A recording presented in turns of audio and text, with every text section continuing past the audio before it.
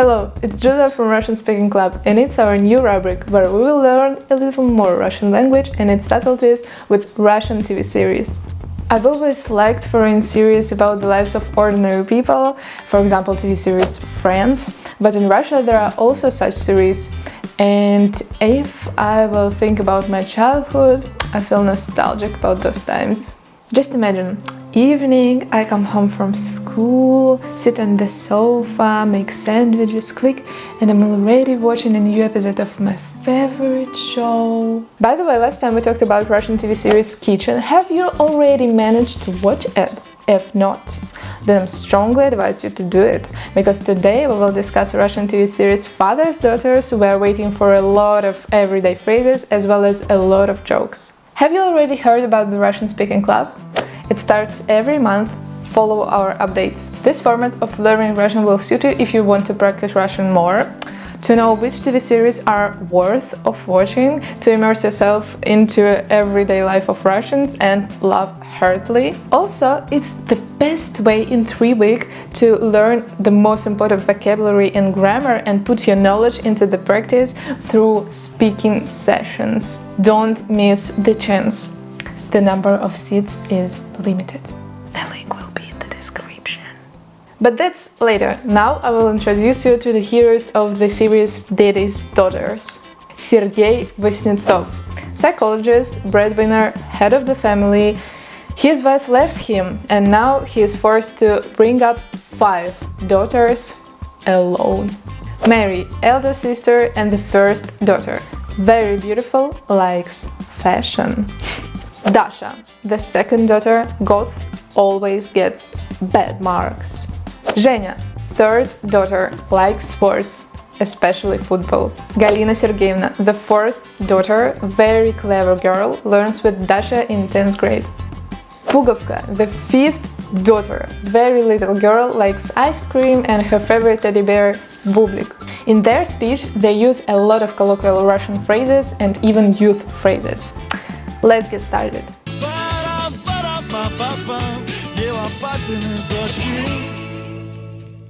The first phrase – не жизнь, а сплошное 8 марта. Не жизнь, а сплошное 8 марта. So Sergei says не жизнь, а сплошное 8 марта. In Russian language there is a phrase not life, but raspberry. It means carefree, wonderful life, but the hero changed the meaning and the words of this expression. So, не жизнь, а сплошное 8 марта. It means that for him, it's every day a Women's Day. For example, you can use it in a situation where you often have to give gifts to girls. Like, oh my god, не жизнь, а сплошное 8 марта.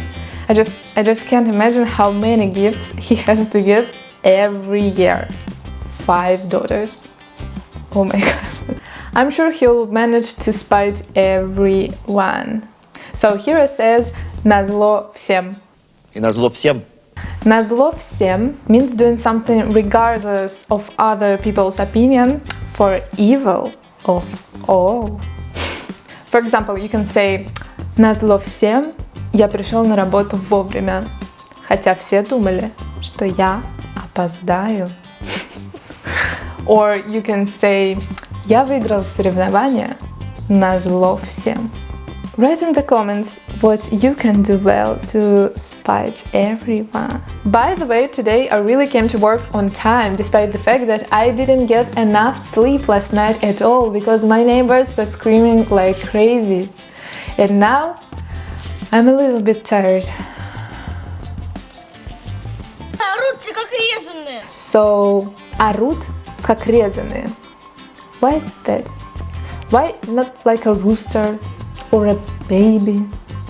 Do you have any ideas? Because I don't even know what it's related to. But, okay, орать как резаные. Sounds cool, right? So, it means like screaming very hard, like shrill.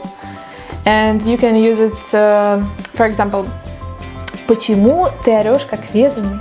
Я порезал палец. I recently read that Elvis Presley could sleep for 3 days without eating and then get into a snow white suit.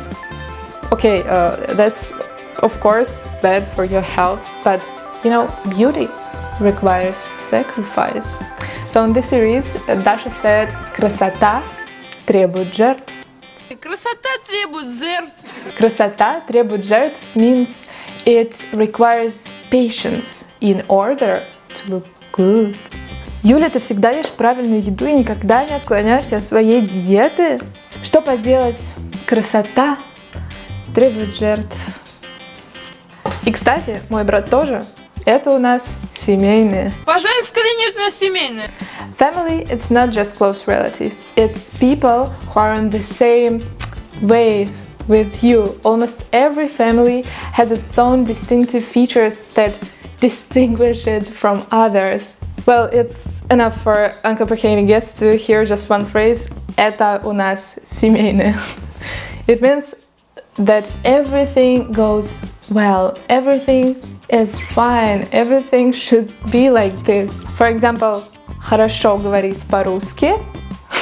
Это у нас семейные. There is one interesting word, дерзить. So the character says, не дерзи отцу. Не дерзи отцу. Не дерзить means not to talk bad, to speak impudently, to be rude.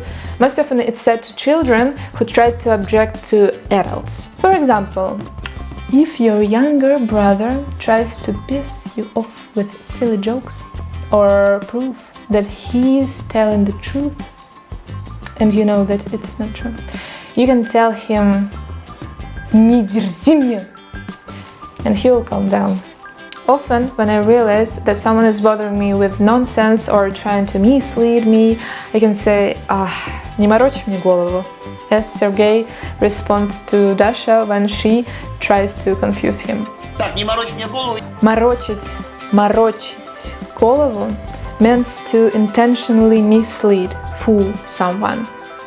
For example, you can say, не морочь мне голову, я уже давно поняла, что ты меня обманываешь. So that's all for today. If you want to see more reviews on Russian TV series, write in the comments. Like and subscribe to the channel and also register on live Russian talks to practice Russian more. Увидимся!